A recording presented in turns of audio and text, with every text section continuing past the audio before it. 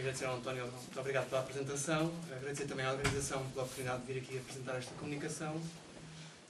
Eu venho aqui com uma visão um bocadinho diferente, se calhar, que a maior parte dos participantes, porque eu venho da arquitetura e do urbanismo, e, portanto, tenho uma perspectiva bastante diferente. A ideia é essa. Pois, e venho aqui numa ótica, às vezes há quase uma visão concorrencial, mas eu acho que é mais uma visão complementar à história e à arqueologia. E, portanto, até como o estruturalismo nos diz, quando nós mudamos o observador, mudamos também o objeto. E, portanto, as perguntas que eu faço são diferentes e as respostas que eu tenho também são diferentes. E, portanto, dito isto, eu queria só fazer aqui uma pequenina apresentação. Porque é que os arquitetos olham para a história da cidade? Porque é que a arquitetura olha para a história da cidade? Porque é que a história olha para a arquitetura? E, portanto, isto começa com um geógrafo, historiador francês, que é o Pierre Lavedan, que publica uma obra em 1926 que se chama O que é o urbanismo? E nesta obra ele estabelece uma coisa que se chama a lei da persistência do plano. E o que é, como é que ele define esta lei da persistência do plano? Obviamente as cidades não andam de um sítio para o outro, ou ocasionalmente até andam de um sítio para o outro, mas geralmente vivem sobre si mesmas. E, portanto, estão constantemente a reciclar os elementos do seu passado. Portanto, há sempre elementos perdidos, quase anacrónicos, como o professor Paulo Almeida tinha mostrado daquele restaurante, daquela cozinha. É frequente nas cidades nós temos estas coisas anacrónicas, perdidas, que são de outras épocas. E, portanto, o Pierre Lavedan define dois tipos de vestígios.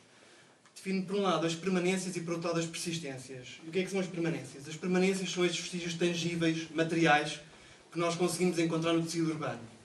E as persistências são uma coisa mais vaga, são uma espécie de uns vestígios intangíveis, imateriais.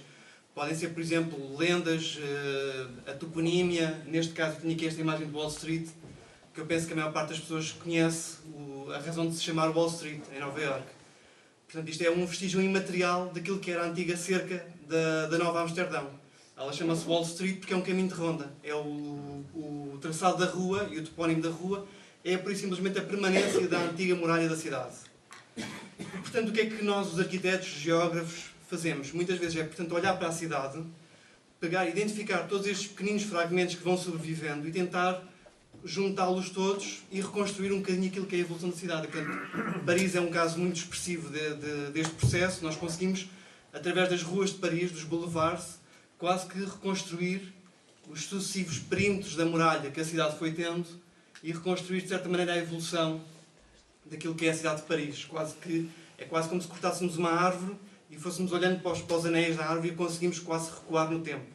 Claro que isto é uma visão muito simples, apenas das muralhas, mas isto pode-se expandir para muitos outros tipos de elementos e, na verdade, nós temos até trabalhos feitos por outros colegas arqueólogos, entre os quais eu destaco o Saverio Muratori e o Gianfranco Caniggia, que utilizam metodologias próprias da arquitetura, portanto, sempre partindo, sobretudo, da forma e da leitura do tecido urbano, para reconstruir cidades como no caso de Gianfranco Caniggia, e no caso de Saverio Muratori, um trabalho de veras excepcional, que eu acho que não é muito conhecido nas disciplinas da história e da arqueologia, um trabalho excepcional de reconstrução da evolução da cidade de Roma. Eu tenho só aqui estes quadradinhos pequeninos, que são só umas pequenas amostras do trabalho que o Muratori fez, que é um trabalho que abrange todo o tecido histórico da cidade de Roma, portanto, todo o perímetro da cidade imperial. Nós temos só aqui uma amostrazinha do Campo de Marte, onde podemos ver desde o período republicano ao período imperial, até depois a Idade Média e já depois. E é muito interessante ver como é que estas destruções vão acontecendo sobre o tecido, sobretudo a partir daquilo que são os vestígios dos edifícios monumentais romanos. Mas pronto, um bocadinho com base nestas metodologias, eu propus-me fazer um trabalho de doutoramento que... Espera aí, eu volto para trás, pode tirar a fotografia. Um bocadinho com base nestas metodologias próprias da arquitetura e do urbanismo, eu propus-me na minha tese de doutoramento fazer um percurso semelhante, mas olhando para cidades portuguesas, especificamente para Braga, para Coimbra e para Évora. E, portanto, neste olhar sobre a evolução destas cidades, obviamente, deparei-me com esta fase extremamente importante, que é a fase islâmica da cidade de Coimbra. E o que é que nós sabemos do período islâmico da cidade de Coimbra? Obviamente, a cidade de Coimbra seria uma das cidades mais importantes do ocidente da Península Ibérica. Ela ocupava uma posição estratégica fundamental, uma vez que controlava, através da ponte sobre o rio Mondego, controlava este acesso entre o norte e o sul da antiga estrada romana que ligava Lisboa a Braga. E, portanto, só aqui uma nota, estes mapas são um mapa, por definição, é sempre uma simplificação da realidade. E um mapa dos avanços e recuos na Reconquista é uma simplificação grosseira daquilo que é a complexidade destes fenómenos. Mas pronto, só para percebermos. Portanto, a cidade de Coimbra esteve sempre quase nesta linha de fronteira, mais do que outras cidades. Ela teria, tenho aqui uma cábula, ela teria entrado mais ou menos na esfera do mundo islâmico a partir de 714, através de tratados, portanto, que manteriam mais ou menos as estruturas políticas em funcionamento. Este grande grau de autonomia das cidades no ocidente da península, provavelmente seria comum para Lisboa, Santarém, faz com que elas rapidamente fujam do controle deste poder islâmico que ainda se está a coalescer. E, portanto, logo em 797, Afonso II das Astúrias vai descer até Lisboa, conquista toda esta fachada ocidental. O Emir Al-Hakam I vai, em resposta, a enviar o seu filho, o príncipe Hisham, num processo também de conquista, no ano de 808. Portanto, são outra vez reconquistadas. A partir deste ponto, entram em definitivo naquilo que é o quadro do poder islâmico. No entanto, logo vamos ver se eu não me esbalho com as datas, em 878 a cidade é conquistada por Hermenegildo de Guterres, tem outra vez um período de autonomia cristã, até ser novamente conquistada por Almansor em 987 e finalmente reconquistada por Fernando Grande em 1064. Portanto, nós temos aqui uma sucessão de intervalos de avanços e recuos, intervalos muito curtos, quase de menos de 100 anos, em que a cidade está permanentemente na fachada, na frente de uma linha de avanços e recuos. E, portanto, isto reflete-se na forma da cidade. Não é ao calhas que os vestígios que nós conhecemos da cidade de Coimbra são eminentemente de natureza defensiva. E, portanto, quando olhamos para o tecido da cidade, como o António Marcos estava a referir, aquilo que nós temos hoje em dia é um crime urbanístico, na minha opinião, humilde opinião. Portanto, aquilo que nós temos é o resultado da intervenção dos anos 40 que destruiu tudo o que seria este tecido urbano da alta da cidade. Felizmente, para nós temos várias peças cartográficas desenhadas com algum rigor, que começaram a ser produzidas a partir do século XVIII com a reforma bombalina da Universidade de Coimbra e, sobretudo, no início do século XX, que nos permitem ainda, por exemplo, destaco esta, que foi feita a partir de fotografias aéreas, que apresenta com um grande detalhe, não se consegue ver aqui o rato, apresenta com um grande detalhe aquilo que são os edifícios, o interior dos quarteirões, e, portanto, permite-nos ainda reconstruir aquilo que era a estrutura urbana da cidade antes desta intervenção profunda da alta de Coimbra. E, portanto, aquilo que é esta planta da cidade de Coimbra, nós conseguimos com alguma facilidade reconstruir aquilo que era o tecido que existia ainda na primeira metade do século XX. Ele próprio, portanto, estamos no século XX, mas este tecido urbano seria, por definição, ainda, em grande medida, herdeiro da cidade medieval. E, portanto, toda esta estrutura urbana é um resultado ainda da evolução natural da cidade de Coimbra e, portanto, conseguimos ver ainda a estrutura medieval da cidade.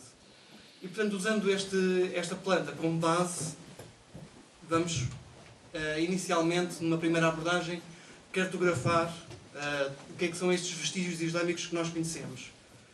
Desde logo destacam-se esta sucessão de portas, esta é a porta da Ginecoca, que teria sido demolida no século XVIII e que ainda mostra perfeitamente os arcos ultrapassados, icónicos do estilo islâmico. A porta do Museu Machado de Castro, que é também uma espécie de um enigma, porque é que aquela porta está ali naquele sítio, com este desenho. Ou mesmo a porta da Almedina, que Jorge de Lacão consegue reconstruir o seu perfil inicial como sendo uma porta islâmica. E, portanto, colocando estes vestígios na cartografia, aquilo que nós temos é o perímetro da cidade, das muralhas, que pouco terá sido alterado. Nós vemos, por exemplo, nas escavações arqueológicas da Torre do Anto, nós temos, por exemplo, vestígios temos algumas cornijas romanas na fundação da torre. Portanto, isto demonstra que a cerca pouco ou nada será alterado.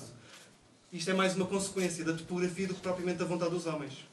Porque, quer dizer, a topografia que rodeia a cidade de Coimbra é tão acidentada que realmente não há grande margem para avanços e recuos do perímetro muralhado. O que é que nós sabemos mais para além das muralhas?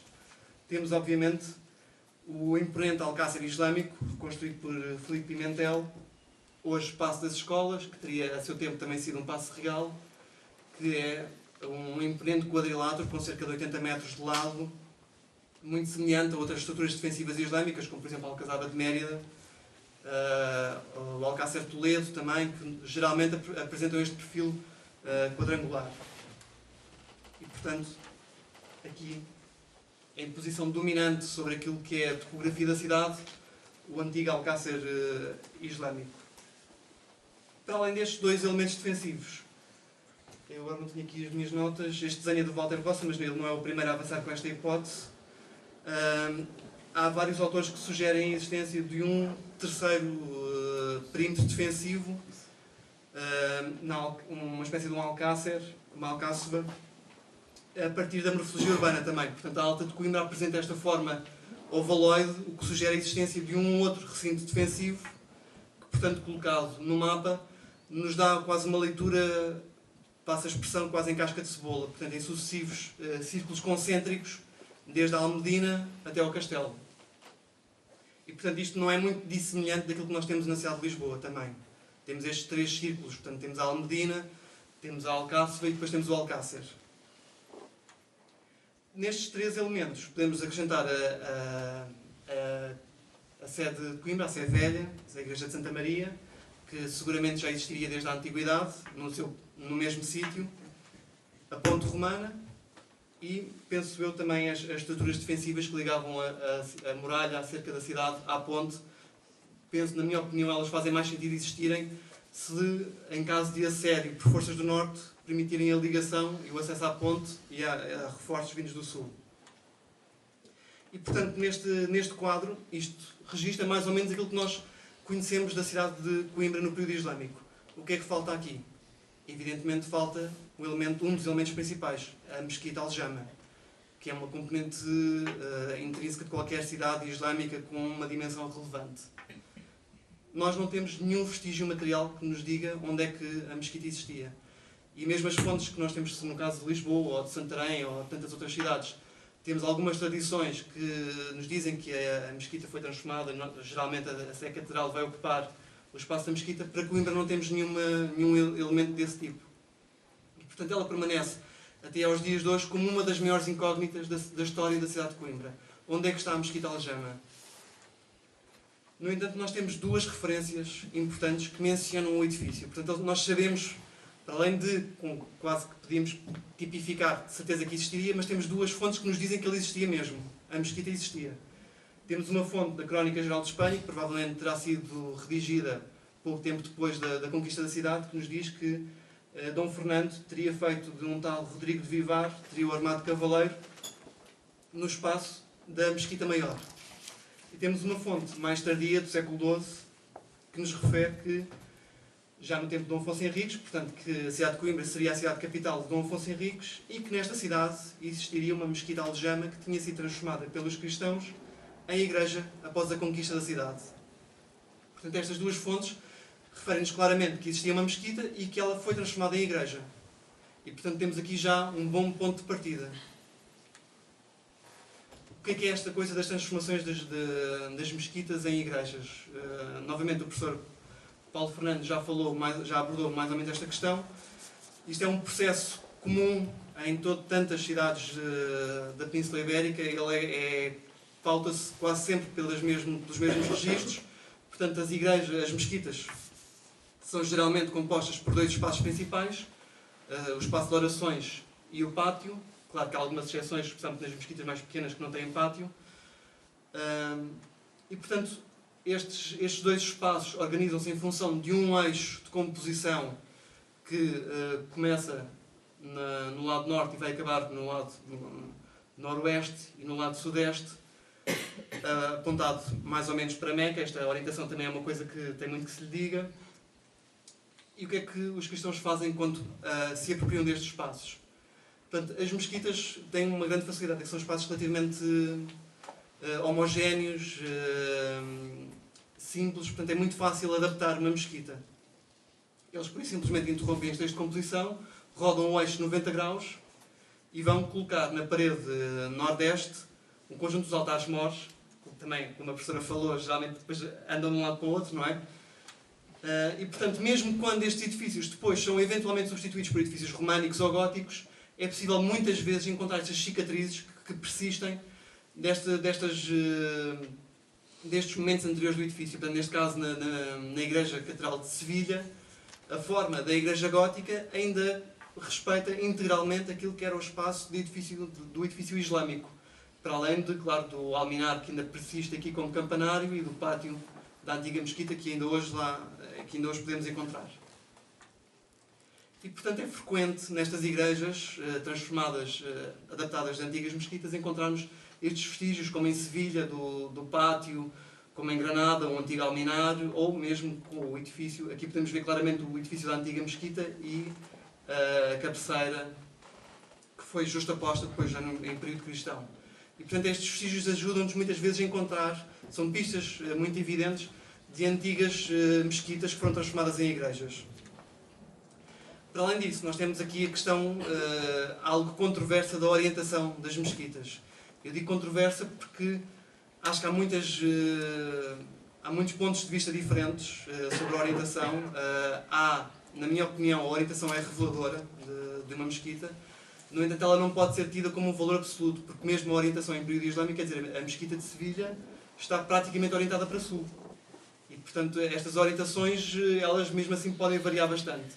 Pessoalmente, eu gosto mais de colocar em confronto a orientação daquilo que é a igreja ou a mesquita com o tecido urbano. E, portanto, nós podemos ver muito claramente, no caso de Saragossa, que nós sabemos arqueologicamente foi uma antiga mesquita, ou no caso de Loulé, que nós não sabemos, que, para além da orientação dos edifícios propriamente ditos, este contraste entre aquilo que é a orientação do edifício sagrado, que obedece a uma ordem sagrada, ele orienta-se para Meca, tem uma ordem sagrada, e aquilo que é a orientação do tecido urbano. Portanto, nós vemos aqui muito claramente em Loulé que estas duas coisas não casam uma com a outra.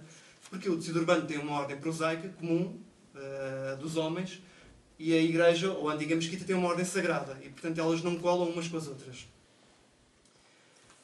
E, portanto, procurando estas igrejas na cidade de Coimbra, aquilo que nós vamos fazer é registar inicialmente as igrejas mais antigas da cidade de Coimbra. Desde logo Santa Maria, São João, que tem uma referência anterior a 1083, São Salvador, São Cristóvão, com várias referências, e São Pedro. Estas são as igrejas que são conhecidas ou do período da autonomia ou do período imediatamente posterior à conquista da cidade, que geralmente também revela antigas mesquitas, porque é uma coisa comum, quer dizer, no período imediatamente consequente à conquista, não há recursos para construir igrejas de raiz. E, portanto, tenta-se, num momento inicial, aproveitar aquilo que já existe. E, portanto, olhando para estes edifícios, aquele que tradicionalmente é associado à mesquita é a Igreja de Santa Maria, a Igreja Catedral, com base também nos vestígios que tinham sido encontrados nos anos 20 de um pavimento e de uma coluna de mármore no subsolo da igreja.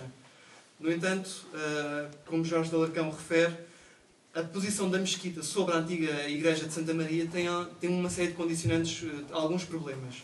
Nomeadamente, aquilo que seria a parede mais importante, neste caso a parede virada para sul ou para sudeste, se a mesquita existisse sobre este edifício, e ela ia estar de frente contra aquilo que é a colina da cidade. Nós não temos aqui as curvas de nível, mas acho que toda a gente conhece bem a cidade de Coimbra. Esta encosta é mesmo muito acidentada.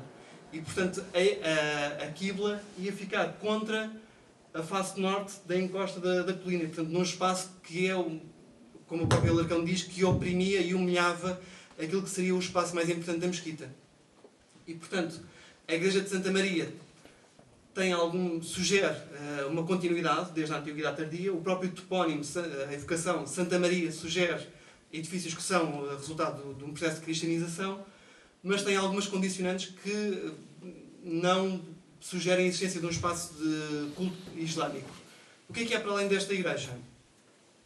As outras igrejas, na minha opinião, quase todas, são consensuais com o tecido urbano, à exceção de uma. Há uma igreja que muito claramente mostra um contraste com aquilo que é o tecido urbano da cidade de Coimbra, que é a Igreja de São Pedro. A Igreja de São Pedro, quando nós olhamos aqui para o tecido da Alta de Coimbra, nós vemos que este tecido se estrutura em função de um grande eixo, de uma grande rua, a Rua Larga, e para além deste grande eixo encontramos toda uma estrutura secundária ortogonal. O que é que será esta estrutura ortogonal? Provavelmente o antigo traçado da cidade romana. a antiga quadrícula ortogonal da cidade romana, sucessivamente apropriada pela cidade medieval. Ui, vou ter que ser mesmo muito rápido. E, portanto, a igreja de São Pedro, não só o alinhamento é contrário àquilo que é esta estrutura ortogonal, subjacente na Alta de Coimbra, como também tem uma série de problemas de articulação com o espaço público. A fachada da igreja não se relaciona com a rua. Ela teria uma série de muros de suporte. Portanto, o acesso, nós conseguimos ver aqui a porta da igreja, e o acesso a esta porta da igreja era feita por uma escada lateral, porque a fachada da igreja dava para este grande muro de suporte. E, portanto, parece um contrassenso. Não só construir uma igreja contra um muro, mas construir uma igreja que nem sequer se relaciona com aquilo que são os espaços públicos principais desta alta da cidade. E, portanto, temos aqui a igreja. Nesta altura, este quarteirão teria sido demolido para construir aquilo que foi a biblioteca da Universidade de Coimbra. E vemos aqui a igreja e o tal grande muro que faz a fachada da igreja. Esta igreja é uma igreja do século XVIII, mas ela teve várias versões anteriores. Nós temos aqui o texto do Inventário Artístico Português, de Virgílio Correia Nogueira Gonçalves, que nos falam, quando a igreja foi demolida nos anos 40, encontraram-se uma série de elementos românicos e anteriores. Eles classificam como pedras ornamentadas do tipo visigótico. Temos aqui os tais elementos românicos. E eu acho que são estas as pedras a que eles se referem, do tipo visigótico. No entanto, no museu, elas estão ainda hoje no Museu Nacional Machado de Castro, estão referidas como sendo do século XII. Provavelmente o professor Paulo Almeida é a pessoa indicada para nos dizer se estas pedras são do século XII ou não. Eu sou um pouco sensível a estas questões de estilo. A mim parece-me também ser um bocadinho anterior, tem um estilo um bocadinho mais primitivo, digamos. Muito. Mais sofisticado. Passo a expressão. O que é que isto nos diz? Diz-nos que, apesar da igreja ter sido reconstruída no século XVIII, ela mantinha em grande medida ainda a forma do edifício românico, que estavam lá as pedras ainda do edifício românico, e do edifício anterior que existia. Muito rapidamente, então, será que podemos questionar se esta igreja é a antiga mesquita de Coimbra? Novamente interrogando a forma, agora sim passando para a orientação. O que é que nós sabemos da orientação da igreja de São Pedro? Ela tem uma orientação de 153 graus, sim, 153 graus sul. E, portanto, o que é que eu fiz? Fui à procura de paralelos. O que é que eu encontrei? 2 paralelos daqueles que eu acho que são os mais próximos geograficamente. Portanto, a igreja de São Pedro, 153 graus sul. A igreja de Santa Maria de Marvila, em Santarém, 153 graus sul, exatamente a mesma orientação. E a igreja de Santa Maria de Alcáçova, também em Santarém, com a mesma orientação. Ora, a igreja de Santa Maria é a única que nós temos uma lenda que resulta da apropriação de um antigo edifício islâmico, a antiga Mesquita Maior de Santarém. O que é que nós sabemos desta igreja de Santarém? Nós sabemos que ela teria sido mandada construir pelo imã Al-Hakam. Provavelmente, na minha opinião, Al-Hakam I. Porquê? Porque Al-Hakam I é quem vai conquistar estas cidades, a cidade de Lisboa, de Santarém e de Coimbra, e que as vai integrar no ano 808, em definitivo, no quadro do Emirado de Córdoba. E, portanto, continuando esta comparação, aqui já mesmo com mesquitas, que nós conhecemos arqueologicamente como mesquitas, a igreja de Santa Maria do Castelo, que o professor Paulo Almeida Fernandes também já falou aqui, em Badajoz, e a ermida do Cristo da Luz, em Toledo. Todos estes 5 edifícios com a mesma orientação, 153 graus sul. O que é esta orientação? Porque é que ela é tão recorrente? Porque é que estes edifícios, aparentemente, todos eles copiam a mesma orientação?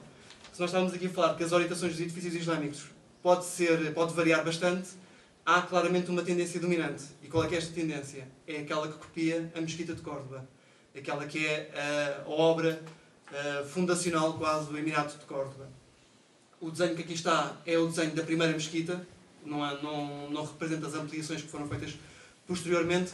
Porquê? Porque estes edifícios não copiam só a orientação da Mesquita de Córdoba. Elas copiam a configuração espacial da Mesquita de Córdoba. Quando nós a desenhamos, ela é claramente um quadrado, tem claramente uma planta quadrada, em que metade do quadrado é ocupado pelo pátio e a outra metade é ocupada pelo edifício de orações. No caso dos edifícios mais pequenos, não temos o pátio, mas mesmo assim temos o quadrado. A igreja de Santa Maria do Castelo, o quadrado, com as ábsides justapostas.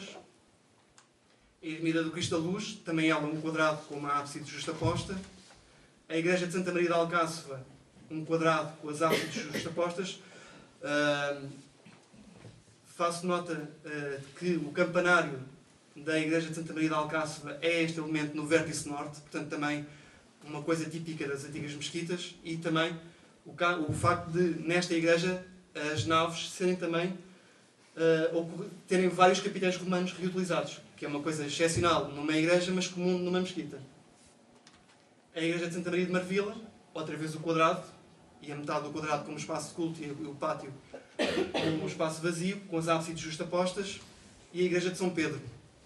Portanto, para além da orientação, temos também uma forma recorrente que remete para a forma quadrada. Um aspecto muito interessante desta forma quadrada na Igreja de São Pedro é que, portanto, nós conseguimos desenhar mais ou menos a configuração da igreja, não temos nenhuma planta que tenha sobrevivido, mas nós, a partir das fotografias aéreas e a partir das fotografias da destruição do edifício, nós conseguimos reconstruir mais ou menos a planta da Igreja de São Pedro em Coimbra. O que é interessante nesta planta é que quando nós colocamos esta forma quadrada, estas ábsides, que nós sabemos serem as ábsides românicas, pelas descrições que foram feitas da demolição do edifício, porque foram nestas ábsides que foram encontradas as tais capitéis românicos, estas ábsides são interiores ao edifício da mesquita, à geometria quadrada. Qual é que é o aspecto interessante desta anomalia? As ábsides normalmente são justapostas na face exterior. Quando há uma adaptação do espaço interior da mesquita, ele quase sempre preserva a métrica da mesquita. Nós vemos isso claramente no caso da mesquita de Sevilha, em que a construção dos altares laterais passa pelo encerramento de naves de arcos da antiga mesquita, e temos isso também claramente aqui na mesquita de Badajoz, em que nós vemos que estes compartimentos interiores, por exemplo, este compartimento vai simplesmente fechar um arco da antiga mesquita e aproveitar a coluna que lá está. E, portanto, se nós partirmos deste princípio, que a compartimentação interior dos edifícios parte da métrica da mesquita, então, de alguma maneira, estas ábsides estão a preservar a métrica da antiga mesquita de Coimbra. E se nós partirmos deste princípio, se nós copiarmos a dimensão das ábsides da Igreja de São Pedro para aquilo que é o resto do corpo da Igreja, obtemos um edifício com 7 naves e 4 tramos. O que é que são estas 7 naves e 4 tramos?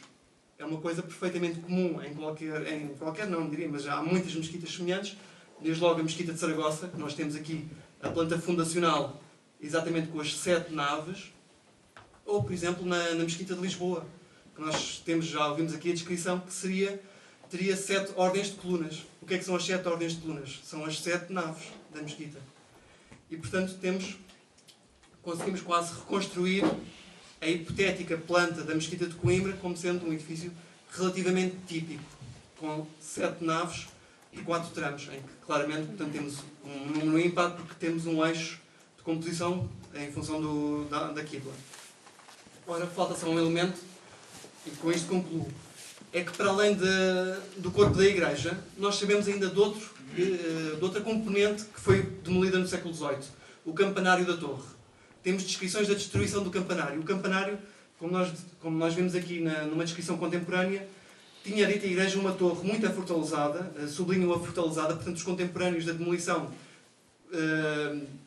percebiam que a estrutura da torre não era comum, era invulgar, era muito afortalezada, e que esta torre existia na parte norte, metendo-se entre ela uma rua e que estava junto à porta travessa, que estaria, segundo Virgílio Correia Nogueira Gonçalves diz, alinhada pela altura da cabeceira. Novamente, voltamos à fotografia aérea e nós conseguimos reconhecer, portanto, temos aqui a planta da igreja e conseguimos facilmente ver neste quarteirão norte aquilo que é a cicatriz deste tal beco, deste impasse, onde estaria a torre que foi demolida no século XVIII. Ora, se nós sobrepusermos este beco com aquilo que é a geometria quadrada, nós podemos perfeitamente ver neste edifício, que está no vértice norte do hipotético pátio, como, não sei se conseguem ver aí, esta parede é perpendicular à face do pátio e esta também perpendicular aqui a este perímetro. E não só temos esta coincidência dos alinhamentos do tecido urbano, como se pegarmos neste alinhamento, não sei se conseguem ver o rato, sim, se pegarmos neste alinhamento vemos que ele continua para baixo e vai-se alinhar com as colaterais da antiga igreja. E, portanto, isto sugere-nos que o antigo alminar, o campanário da igreja de São Pedro, estaria situado naquele sítio e não seria nada mais do que a reutilização destas estruturas islâmicas. E, portanto, a partir destes elementos, das cabeceiras, da orientação da igreja, deste campanário, nós conseguimos reconstruir a hipotética Mesquita Aljama de Coimbra como sendo um edifício relativamente típico, seguindo o modelo da Mesquita de Córdoba, e podemos, assim sendo, colocá-lo neste tecido urbano, sendo que a porta norte da mesquita agora faz muito mais sentido, não como uma igreja, mas como uma mesquita, porque estaria articulada diretamente com aquilo que é a Rua Larga, com o espaço público mais importante desta cidade islâmica de Coimbra.